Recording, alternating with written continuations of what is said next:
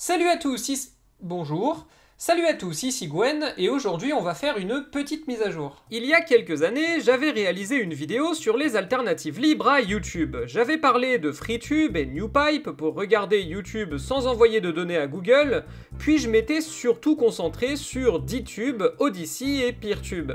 Maintenant, ça fait bien 2 ans que j'ai fait cette mise au point, et il est temps de retourner farfouiller pour voir si les choses ont un peu changé, ou pas, en bien ou en mal. Alors déjà pour commencer, pourquoi chercher une alternative à YouTube? Et est-ce que c'est seulement possible de trouver une alternative à YouTube?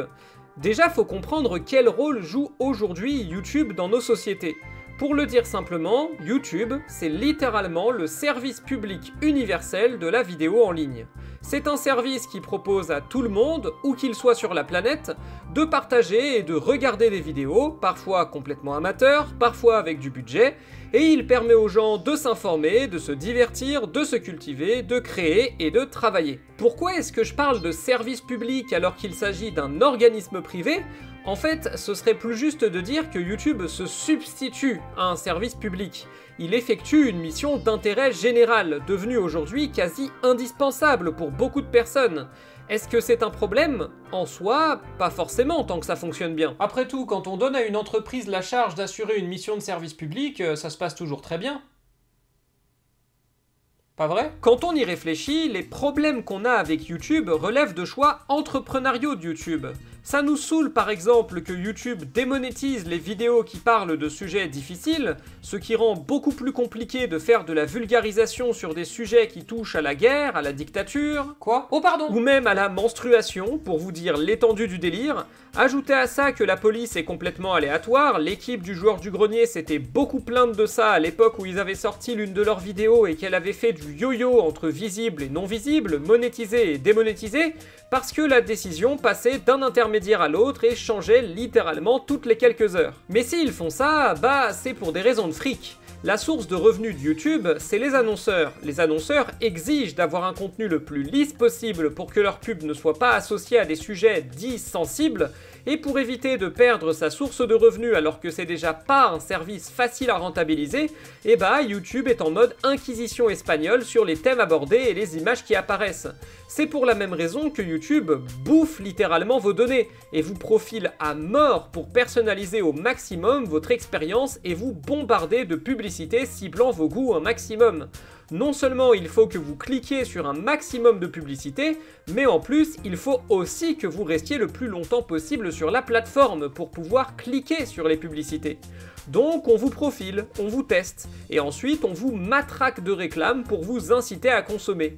Le dernier move en date, on s'en souvient, c'est que YouTube a décidé de lancer une offensive contre les adblockers, et qu'aujourd'hui, à ma connaissance, le seul qui fonctionne encore sur le site est uBlock Origin. Et à ce stade, si j'ai autant de choses à reprocher à YouTube, vous allez peut-être me demander ce que j'y fiche encore. Bah tout simplement parce que, comme je l'ai dit, YouTube effectue l'équivalent d'une mission de service public, et si on a envie de faire évoluer la société, il faut bien qu'on commence par y participer. Et l'intérêt des alternatives, c'est justement de proposer un contre-modèle, des idées innovantes, qui seront peut-être un jour utilisées globalement, si l'on se donne la peine de faire attention à ce qu'elles continuent à exister. Alors, retournons un peu voir ce que valent, en 2024, les alternatives à YouTube.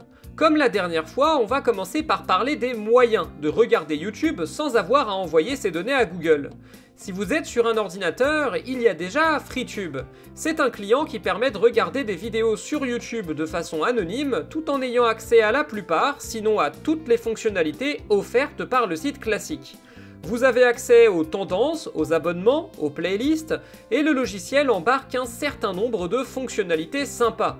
Vous pouvez importer vos abonnements, vous pouvez activer l'extension Sponsor Block pour passer automatiquement les placements de produits, et si vous êtes sur votre téléphone, il y a toujours NewPipe qui fait peu ou prou la même chose, avec un poil moins de fonctionnalités, mais de manière tout aussi efficace. Alors, bien sûr, il est à rappeler que ces services sont pas spécialement appréciés par Google. Ils sont pas illégaux, hein, je vous rassure. En revanche, ce que NewPipe et FreeTube violent, ce sont les conditions d'utilisation de Google. Mais dans la mesure où vous n'avez pas besoin de votre compte YouTube pour y accéder, eh ben Google peut pas faire grand chose contre vous. Il y a un autre argument argument qui peut être logiquement mobilisé contre ces plateformes, c'est le côté hypocrite. Si tout le monde utilisait NewPipe et FreeTube, YouTube n'aurait plus de sources de financement et s'effondrerait. Utiliser NewPipe et FreeTube, c'est vouloir le beurre et l'argent du beurre. Et je répondrais oui et non. Oui, c'est problématique pour Google qu'on utilise NewPipe et FreeTube pour accéder à un service qui propose gratuitement, et que si on veut pas envoyer ses données perso à Google ou regarder les pubs, eh ben il suffit de payer un abonnement, et c'est donnant-donnant. Mais en même temps, déjà, tout le monde n'a pas les moyens de payer un abonnement supplémentaire. Et puis si on est comme moi et qu'on estime que le modèle YouTube pose problème, eh ben perso je considère que c'est tout simplement un acte de désobéissance civile.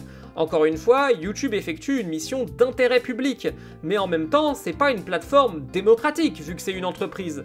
Donc difficile de protester contre son fonctionnement autrement qu'avec des actions de ce genre. Et sinon, peut-être qu'il faut juste voter avec ses pieds et partir. Et justement, des sites qui veulent proposer le même service que YouTube existent. Alors qu'est-ce qu'ils valent? Comme la dernière fois, vous vous doutez bien que non, on va pas parler de sites comme Dailymotion. Dailymotion qui par ailleurs aujourd'hui a laissé tomber l'idée d'être une alternative à YouTube et a décidé de devenir une alternative à TikTok, pour un résultat encore inconnu pour l'instant, mais je suis sceptique. Enfin bon, entre le fait que le site appartient à Bolloré, le fait qu'il y a des pisteurs de Huawei dans leur application, et le fait que c'est une entreprise, donc il y a exactement les mêmes problèmes que sur YouTube, vous comprendrez que j'ai pas spécialement envie d'y remettre les pieds. Alors du coup, on va parler des autres alternatives. Bon, lors de la dernière vidéo, j'avais mentionné DTube. C'est une alternative assez intéressante puisque le site est décentralisé technologiquement et factuellement autogouverné, ce qui est pas mal. Il propose un modèle économique basé sur la crypto-monnaie, c'est toujours les dans ton cul, les DTube Coins, qui financent les vidéos, générant de l'argent virtuel que l'on peut ensuite échanger contre de l'argent réel, même si évidemment le revenu dépendra beaucoup de la valeur de la monnaie au moment M. Et le cours de la crypto, c'est un peu comme le Mont Blanc. Mais après tout, rien n'empêche de financer ces vidéos autrement si on veut. Maintenant, DTube a deux soucis. Premièrement, que la communauté francophone a l'air inexistante, et deuxièmement, que la modération a l'air très laxiste. En témoigne la présence de pas mal de vidéos complotistes en tendance. Bon, l'autre alternative basée sur la crypto, Odysee, existe toujours, elle est bien vivante, et elle est toujours aussi foireuse. Bon alors, soyons honnêtes, la page d'accueil met beaucoup moins en avant qu'avant les contenus problématiques, et c'est vrai que la plateforme est assez active, vous avez même des vidéastes comme Hardisk qui y sont présents, mais il suffit de cliquer sur la catégorie Actu pour voir qu'il s'agit toujours bel et bien d'un havre de paix des vidéos conspi et d'extrême droite, sans modération particulière. Et bien sûr, comme je l'avais déjà dit, Odysee n'est décentralisé que technologiquement. La gestion du site est bel et bien centralisée, et ses dirigeants décident des orientations du site. Et a priori, vu qu'ils proposent eux aussi un abonnement sans pub, ils veulent bel et bien en intégrer, même si pour l'instant j'en ai pas vu. Ce qui nous ramène de nouveau à la dernière alternative, basée sur le fait divers, PeerTube. Petit rappel du fonctionnement, PeerTube est un réseau constitué de plusieurs milliers de sites internet de partage de vidéos connectés entre eux, de sorte qu'être inscrit sur un site permet de visionner les vidéos de tous les autres sites. Par ailleurs, du fait de son intégration dans le fait divers, vous pouvez vous abonner à une chaîne avec votre compte Mastodon par exemple, et aussi commenter des vidéos depuis le même compte. D'un point de vue technique, PeerTube règle un peu tous les problèmes qu'on peut craindre de retrouver sur YouTube. Lui est vraiment décentralisé, de sorte que d'une part, la charge de gérer un grand nombre d'utilisateurs est répartie entre plein d'instances différentes, et d'autre part, si on n'aime pas une instance, on peut facilement aller sur une autre instance. Maintenant, est-ce qu'en 2024, on peut profiter de PeerTube de la même façon qu'on profite de YouTube ?